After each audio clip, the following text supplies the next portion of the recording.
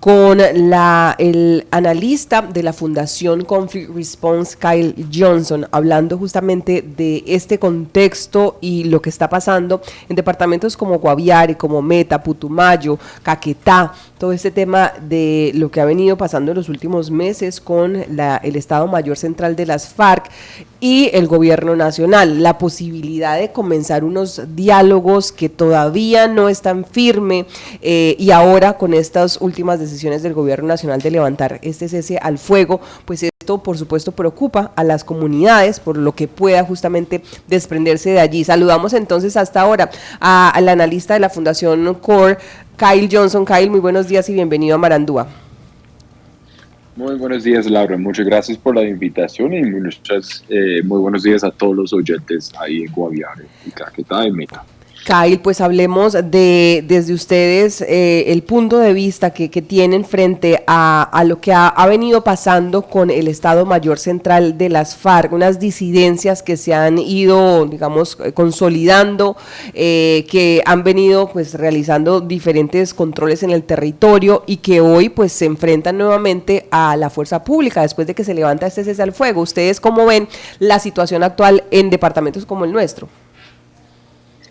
Pues lo vemos con bastante preocupación, justo un poco por lo que tú dices, porque por un lado, no solamente en Guaviare, Meta, Caquetá, Putumayo, se ha venido viendo o registrando un aumento en el control llevado a cabo por estas disidencias en todo el país, sino también pues tenemos el agravante con la suspensión parcial del cese.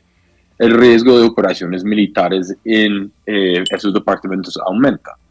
Ahora, el problema principal con esas operaciones militares es que el contexto militar se empeora y quienes llevan el peor costo de eso es la población civil, bien sea por desplazamientos, amenazas, etc.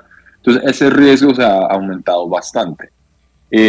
Lo bueno que vemos en ese contexto es que a pesar del anuncio de la suspensión del cese y el movimiento, ciertos movimientos por parte de tanto del grupo armado, pues la disidencia como el gobierno, no hemos visto todavía grandes operaciones militares que hayan afectado a la población civil de manera muy, muy fuerte, digamos.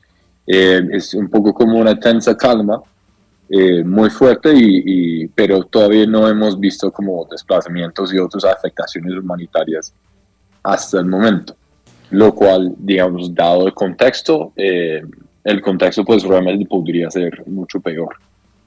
Kyle, aquí en el departamento del Guaviare, pues desde el mes de diciembre estamos muy preocupados porque tenemos una disidencia de la disidencia, es decir, hay una división en este grupo de la disidencia del Frente Primero, entendemos, que ha generado mucha presión sobre los campesinos, sobre las comunidades. ¿Ustedes qué han podido conocer de esa situación y cómo esa división dentro de la disidencia podría pues afectar esos acuerdos a los que se lleguen con el gobierno nacional? Pues realmente sí, es un tema que hemos venido siguiendo desde más o menos, pues sí, como tú dices, desde diciembre, noviembre, diciembre del año pasado, pero es un poco difícil a veces de seguirlos bien, porque a veces hay movimientos o ocurre algo y no está claro exactamente si fue la disidencia o la disidencia de la disidencia, en el caso de Frank. Además hay rumores que Frank ya no está con su grupo. Digamos, es un poco difícil de seguir, pero lo que vemos es ciertas afectaciones y presiones sobre las comunidades en el sector de la trocha ganadera, llegando no propiamente incluso a ser Río Nigria, pero digamos, en esa zona al oriente de San José del Guaviare, en ese municipio. Ahora, lo que eso puede implicar en algún acuerdo a que llegue con el gobierno es habrá una parte de la disidencia que simplemente no firmará el acuerdo para nada y podría atraer a otros disidentes que tampoco quieren firmar un acuerdo. Es decir, dada la historia de este grupo armado que es de rechazar un acuerdo de paz, es probable que tengan miembros que al firmar un acuerdo de paz también rechazan el nuevo. Y esa disidencia de la disidencia puede servir como un polo para atraerlos en ese caso. Lo otro es que por ahora esa disidencia de la disidencia no está muy fuerte, no está muy grande, no tiene muchos miembros, no tiene mucho poder, pero siempre en la medida en que avance la negociación puede como funcionar para otros disidentes que no quieren firmar y así fortalecerse. Ese es el riesgo. Kyle, esto nos pasa y nos preocupa, digamos, lo mismo que pasa con el ELN en otra proporción seguramente, y están hablando con un gobierno nacional de sentarse a una mesa de diálogos mientras tenemos registro de otro tipo de comportamientos, pues que no mandan o no coinciden con ese mensaje de paz. Es decir, mientras el Estado Mayor Central está hablando de paz, aquí en el departamento del Guaviare lo que recibimos y las denuncias es que se ha recrudecido mucho la violencia, las presiones, las extorsiones a comerciantes, las extorsiones a campesinos, a los mismos habitantes de las regiones donde ellos están ejerciendo control, y les hablan de esa colaboración. Hemos sabido ya de reuniones que se han hecho en centros poblados donde antes no se tenía una presencia pues tan evidente o tan clara. Entonces esto lo que ha permitido como enviar ese mensaje es a la comunidad de que ellos están en el territorio o están ejerciendo un control, y esto va en contravía de lo que se envía por parte del gobierno nacional buscando una paz total. Sí, ese tema, pues eso sí, también concuerda totalmente con el trabajo que hemos hecho en el departamento últimamente, y ese es un tema supremamente, pues es difícil de interpretar a veces, porque por un lado, esta expansión y fortalecimiento sirve para negociar. O sea, un grupo armado, y es típico de muchos procesos de negociación, incluso fuera de Colombia, en que un grupo armado busca fortalecerse para sentarse en la mesa cada vez más fuertes y ganar mejores acuerdos, etcétera, etcétera. Pero al mismo tiempo puede ser un indicador de que no haya una voluntad de paz muy clara y que el grupo está aprovechando el proceso para fortalecerse. Ambas, digamos, posibilidades existen y son completamente contradictorias. Yo creo que hay dos claves de qué hacer frente a esta situación. Uno, ya hay como una idea cada vez más fuerte que hay que mejorar el cese bilateral firmado entre el Estado y el Estado Mayor Central. El texto es supremamente ambiguo, pero lo clave es para pues nosotros de la Fundación CORE y muchas otras organizaciones también, es agregar elementos del derecho internacional humanitario, lo cual protegería a la población civil durante el contexto del cese. O sea, el grupo podría de alguna forma hacer lo suyo, pero no puede afectar a la población civil, y eso es supremamente importante. Y segundo, es fundamental usar el proceso mismo para convencer aún más al Estado Mayor Central de que la paz vale la pena. Porque es normal al comienzo de un proceso que un grupo no tenga, digamos, una voluntad muy clara de paz, o tenga dudas sobre la paz, o trate de usar el proceso para fortalecerse. Pero lo importante es que el proceso mismo en sí se utilice para empujarlos por el camino de la paz realmente, y pues, como dije, y que respeten a la población civil en todo este proceso. Kai, con los muy buenos días. Esta preocupación también viene de parte de las organizaciones sociales, de las asociaciones campesinas, que precisamente estaban pidiendo una parte en esta mesa de diálogos, que ya no era solamente como guerrilla y gobierno, sino que iba a estar las comunidades allí. Es cuando se rompe precisamente ese cese de fuego bilateral, y es donde en muchas poblaciones como Caquetá, Meta y Guaviare se están organizando para hacer una gran movilización, según ellos, el 9 de junio. donde están pidiendo precisamente que no se rompa este cese bilateral y que vuelvan a las negociaciones, porque la preocupación es que en medio de esas confrontaciones o en medio de que vuelvan a militarizar, los que van a estar en riesgo realmente y los que van a estar dentro del conflicto armado son ellos, precisamente la población, las asociaciones campesinas, las organizaciones que han venido haciendo un papel importante, pero que además de eso quedan en riesgo. ¿Cómo poder mirar desde ustedes como el análisis si este proceso que se va a dar de la movilización podía incidir en el gobierno para volverse a sentar a una mesa de diálogos? Yo creo que es posible que influya en el gobierno. Yo creo que este como empase de este proceso me recuerda hace unos años y otro proceso donde después de un atentado el gobierno no quería hablar con la guerrilla y luego tocó algún anuncio de la guerrilla que mostrara algo de voluntad de paz para que el gobierno aceptara volver a aceptar. En este momento yo creo que se necesita algún anuncio desde el Estado Mayor Central que muestre voluntad de paz para que el gobierno pueda, como política y quizás públicamente, volverse a sentar.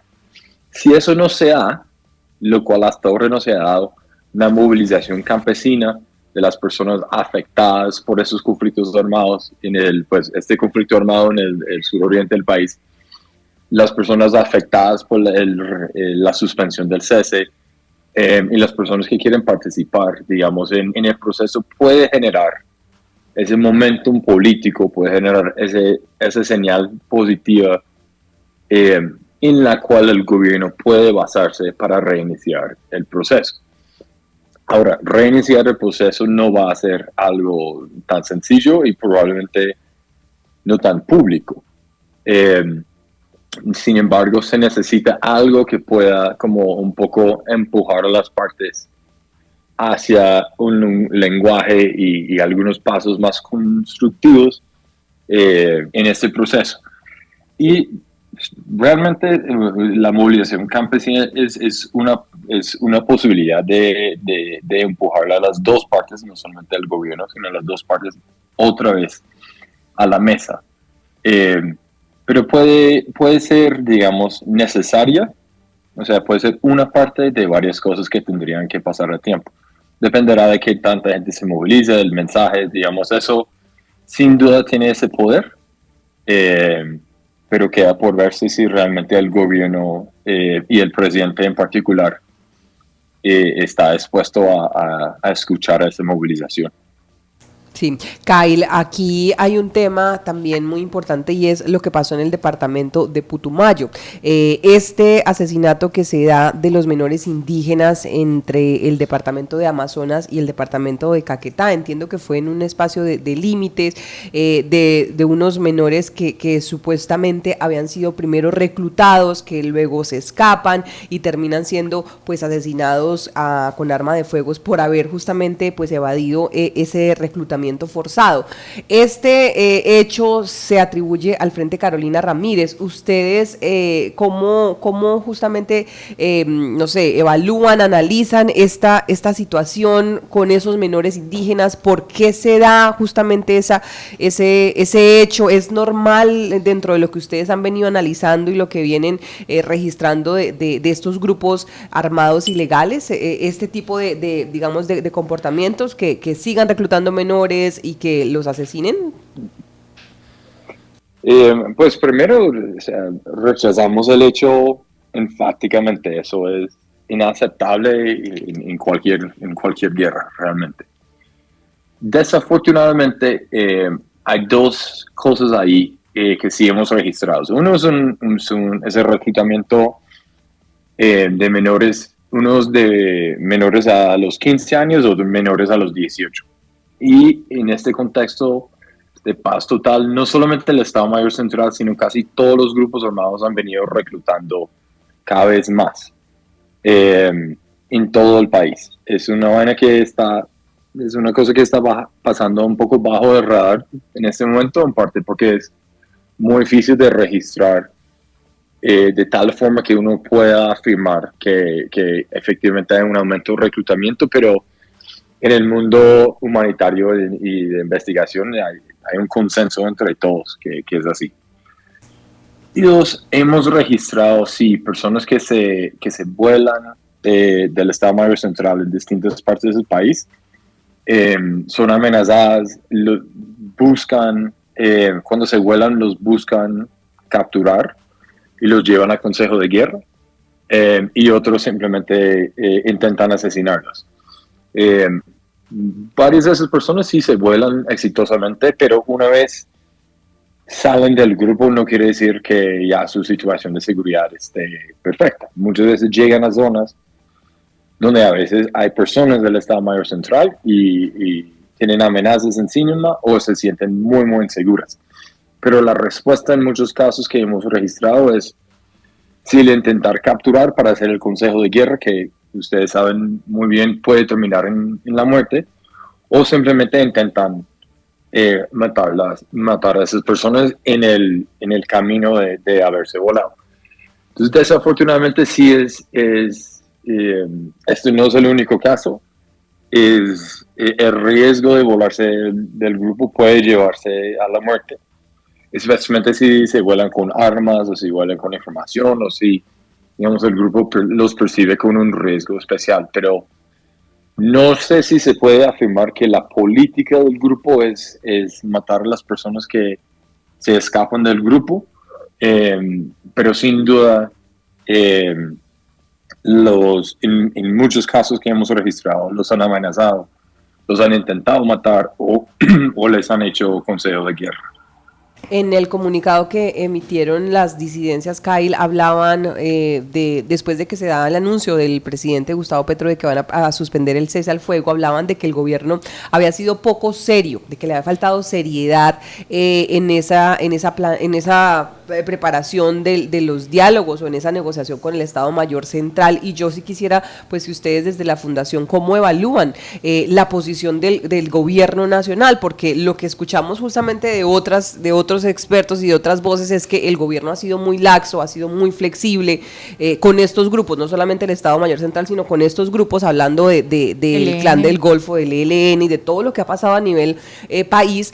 Y si esta acotación de que el gobierno ha sido poco serio con el Estado Mayor Central, pues es cierta o no. ¿Ustedes cómo lo evalúan?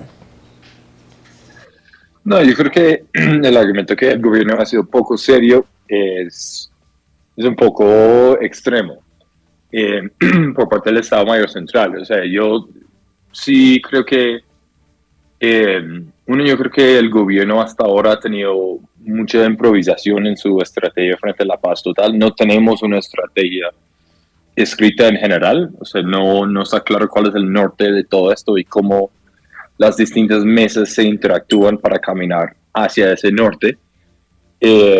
Como digo, ha habido mucha improvisación, pero eso no quiere decir que no haya seriedad. Al mismo tiempo, yo creo que igual hay un poco una dinámica política difícil para el gobierno frente a la paz total, en parte al ponerlo como una de sus políticas centrales de lograr, o una meta central del gobierno. Eso cambia la dinámica política en cada una de las mesas, lo cual un poco ha dificultado el mismo trabajo del gobierno. O sea, ellos mismos han creado sus propias dificultades en muchos sentidos. Y sí, yo creo que hay un argumento que sí no han sido muy fuertes contra los grupos armados, en parte porque el gobierno ha buscado ceses bilaterales desde el comienzo de la negociación, lo cual es muy poco común en las negociaciones. Uno a veces busca acuerdos informales de cese de ciertas partes de las hostilidades o ciertas cosas, pero cosas informales para construir confianza. Pero el cese en sí lo que hace es minimizar la posibilidad de usar la fuerza militar como una presión contra el grupo armado para que negocie de verdad. Entonces, el gobierno, al negociar ceses desde el comienzo, se quita esa posibilidad, lo cual puede dificultar una negociación, lo cual puede, de hecho, en algunos casos puede ayudar a que se dé. Pero lo que sí genera o ha generado en la opinión pública es una visión de que el gobierno ha sido muy suave con grupos que han venido llevando a cabo acciones militares. Yo creo que por eso se vio como el rompimiento, entre comillas, del cese con el Clan del Golfo en marzo, un poco para contrarrestar esa percepción en la opinión pública. Pero sí, yo creo que la acusación, una cosa son digamos, un poco errores, errores de negociación que pues, son un poco normales igual. La improvisación que se ha visto en algunos casos y la falta de interacción entre mesas, pues hasta ahora solo hay una con el ELN y en teoría se instala otra con el Estado Mayor Central. Entonces es un tema que toca ir trabajando, es como las mesas se interactúan. Pero pasar de eso a hacer que son poco serios es otra cosa. Al mismo tiempo, el Estado Mayor Central tampoco tiene mucha experiencia en negociar. Entonces, todos en ambos lados de la mesa hay como equipos que están un poco viendo un poco cómo es este tema, entendiendo esto sobre la marcha y pues, pero ojalá eso vaya cambiando una vez se instale la mesa.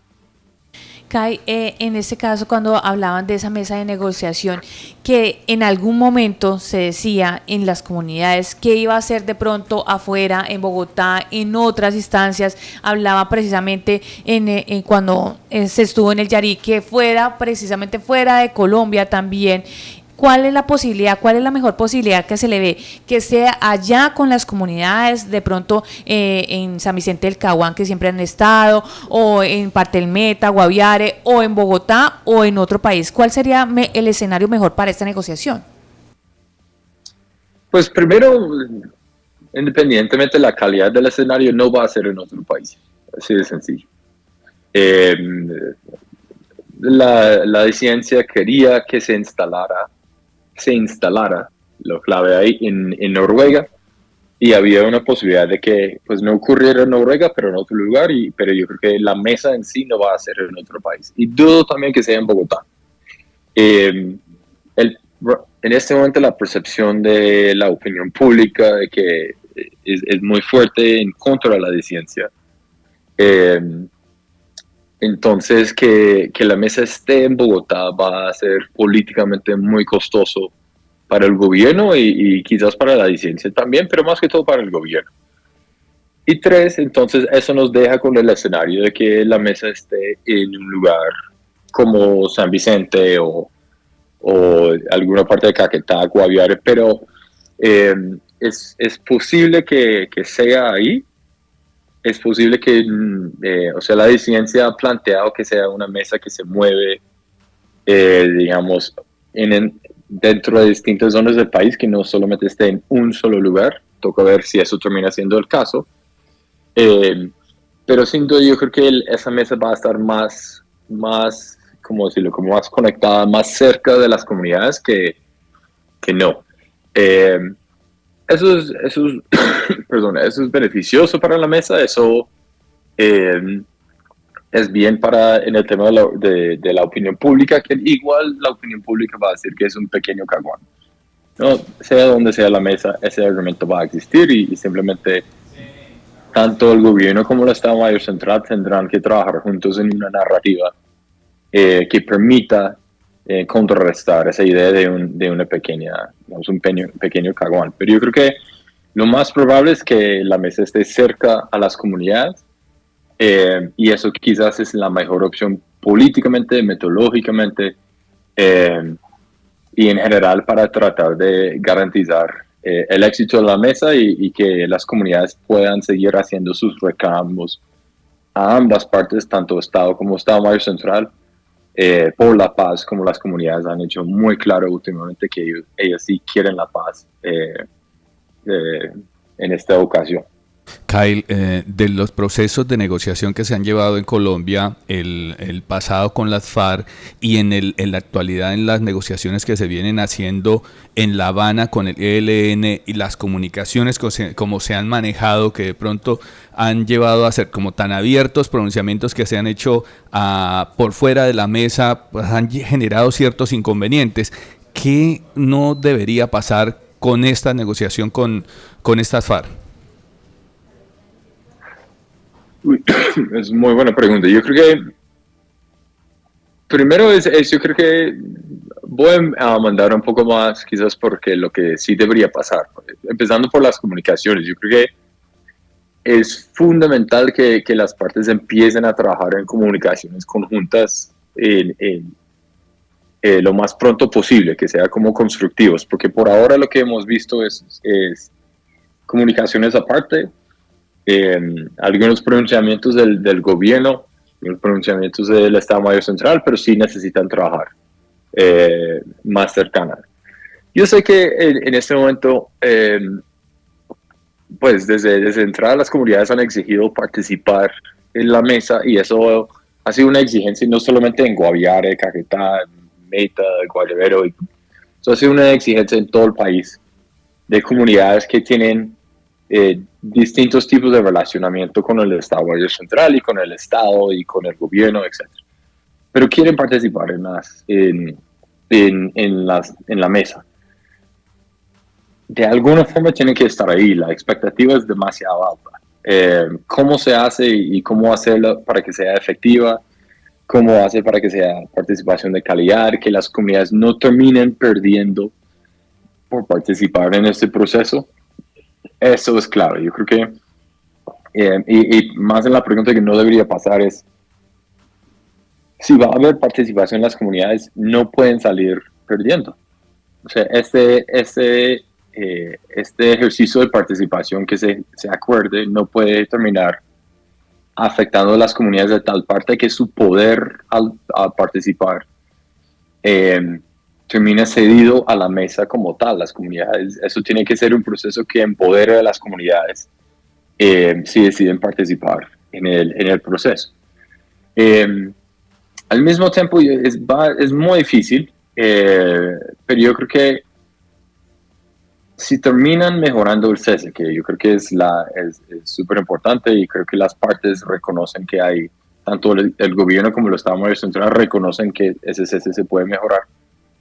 Hay un balance muy difícil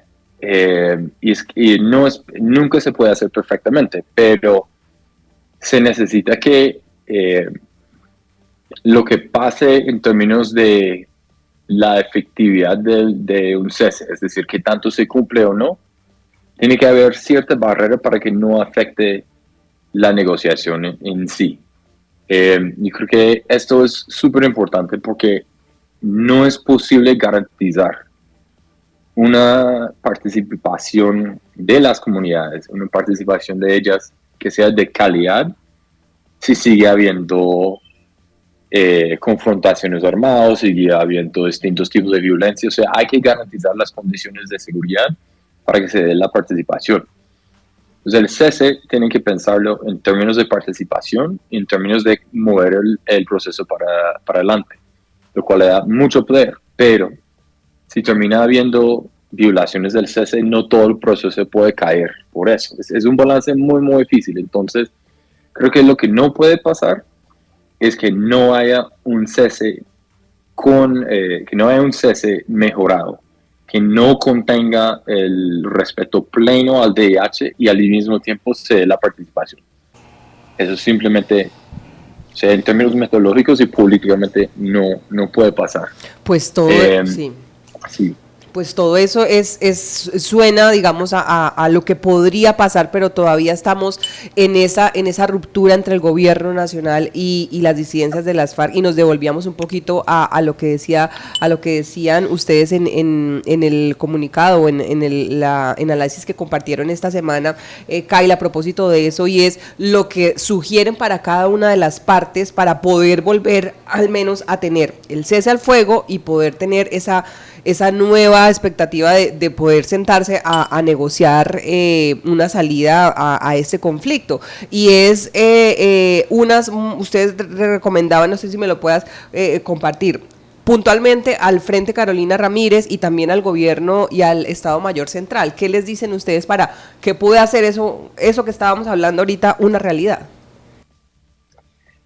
Pues sí, nosotros, por ejemplo, al Estado Mayor Central recomendamos que reconocieran su responsabilidad en el asesinato de esos menores, que se comprometieran a no seguir reclutando personas menores de 18 años y que se comprometieran a través, pues no lo pusimos en este lenguaje, pero a través del proceso con la reparación de las comunidades afectadas por esta masacre. Ahora, eso no es mucho pedirles, no es una garantía muy clara, digamos, es muy difícil en estos casos realmente pedirles algo que sea factible.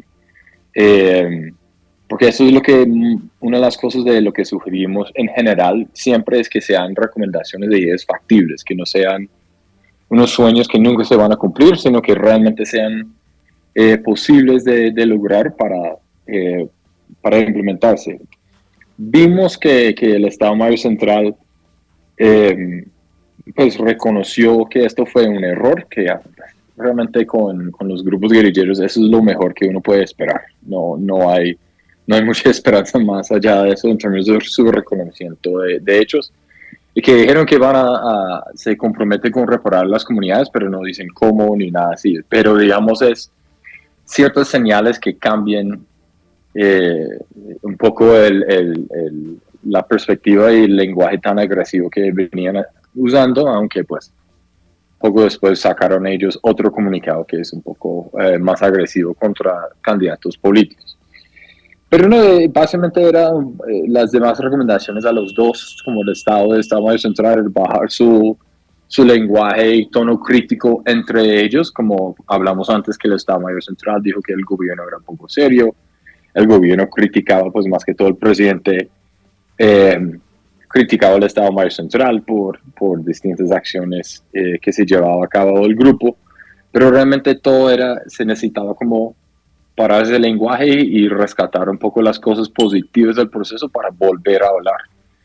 Entonces, recomendamos que se volvieran a reunir en el mecanismo de verificación, aunque la verdad no tiene que ser ahí. Pueden usar espacios privados o informales para volver a la mesa, pero toda la idea era que se sentaran a hablar, analizaran lo que pasó con la masacre y quizás, pues seguramente el Estado Mayor Central querrá analizar algunas acusaciones que ha hecho contra el gobierno en términos de violar el cese, pero que se sentaran básicamente a tener una mirada más constructiva, analizar el cese, mejorar el cese. Nosotros proponemos, y como digo, somos muchas organizaciones que proponemos incluir el respeto al VIH, y luego que se acuerden algunos mecanismos de pedagogía sobre el VIH para que tanto gobierno y Estado Mayor Central tengan una visión conjunta de qué es respetar el VIH y así bajar y si no acabar con las afectaciones contra la población civil que hablamos antes. Y le recomendamos a los países que están involucrados en este proceso, o la ONU y las partes que están en el cese, como de tratar de también ayudar a bajar el tono y tratar de lograr que el Estado y el Estado Mayor Central se sienten de nuevo, analicen el cese y empiecen a volver a coger ese camino hacia la agenda y la apertura de la mesa. Entonces realmente son unos primeros pasos muy concretos, pequeños pero importantes para que ambas partes puedan volver a retomar el proceso y mejorarlo de tal forma que este tipo de hechos como la masacre de 4 menores de edad que habían sido reclutados a las fuerzas no vuelvan a pasar. Eso era un poco nuestra meta y eso era un poco las recomendaciones que les hicimos. Muy bien, pues Kyle, de verdad gracias por ese análisis, ese contexto que ustedes presentan desde la Fundación Conflict Response sobre lo que está pasando con el Estado Mayor Central de las FARC y el Gobierno Nacional. Este cese al fuego que ya quedó en firme. Ayer se emitió el decreto a nivel nacional con el que se reinician entonces las operaciones en contra del Estado Mayor Central y las disidencias, y pues que esto es parte justamente de ese proceso que continúa, como ustedes lo analizan. La expectativa es alta, sobre todo porque las consecuencias en los territorios pueden ser pues muy graves y muy trágicas, y no queremos justamente que ese conflicto que por tantos años había estado en nuestro territorio, que de cierta manera había menguado, que había bajado ese tono en nuestros territorios y en nuestras comunidades, pues hoy esté a la puerta nuevamente de volver a recrudecerse y volver a agravarse. Entonces, pues estaremos muy pendientes, Kyle, de verdad gracias por este tiempo y por este análisis. No, con muchísimo gusto, Laura. Muchas gracias a ustedes por la invitación y un saludo para todas las comunidades en Guaviare que también me han recibido y tratado con tanto cariño. Estaremos muy pendientes, Kyle. Feliz día. Son las 7:40.